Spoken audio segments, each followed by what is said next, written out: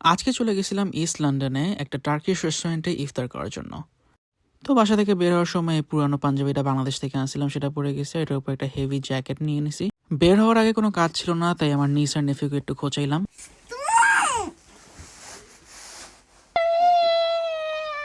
যাই হোক, সবাই রেডি হয়ে বের হয়ে গেছি, আর আজকের ওয়েদারটাও খুবই ভালো। চলে আসলাম ইস্ট লন্ডনে, যেটা লন্ডনের মধ্যে আরেকটা বাংলাদেশ। আর আমাদের আসতে আসতে অলরেডি আজান হয়ে গেছিলো, তাই টাইম ওয়েস্ট না করে চলে গেছি ইস্ট লন্ডন মস্কে, যেটা ইউরোপের মধ্যে সবচাইতে বড় মসজিদ। সো মসজিদ থেকে আমরা নামাজ টামাজ কমপ্লিট করে হাঁটতে হাঁটতে চলে গেছি ইস্ট লন্ডনের একটা টার্কিশ রেস্টুরেন্ট, যেটার নাম রুয়াম। এখানে আমাদের আগে থেকেই বুকিং দেওয়া ছিল, আর যাওয়ার পরপরই দেখলাম যে এখানকার অ্যাম্বিয়েন্সটা মোটামুটি ভালোই লাগছে, ছোটোখাটো চিমচাম পরিবেশ। এখানে স্টার্টার আগে থেকেই সার্ভ করা ছিল, যেখানে ছিল হাম্মাস, সালাদ আর কয়েক ধরনের ব্রেড, আর একটা বেগুনের তরকারিও ছিল। I don't know what it is, but 2 ধরনের ডিপও দেওয়া ছিল, সাথে পানি তো ছিলই। সো আমরা স্টার্টার খেতে খেতে আমাদের মেইন কোর্স চলে আসে, যেটা হচ্ছে টার্কিশ প্রিমিয়াম প্ল্যাটার। এখানে চিকেন উইংস, ল্যাম্ব চপ, অনেক ধরনের কাবাব, রাইস, কুসকুস, অনেক কিছু ছিল।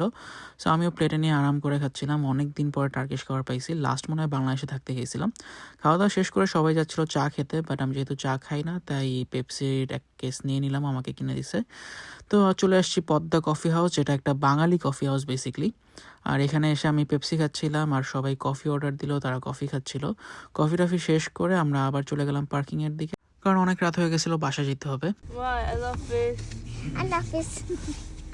আগেই বলছিলাম ইস্ট লন্ডন হচ্ছে একটা বাংলাদেশ, আর বাংলাদেশের মুদি দোকানের মতো এখানে অনেক মুদি দোকান আছে, যেখানে এরকম বদনার চিপস ঝুলে থাকে।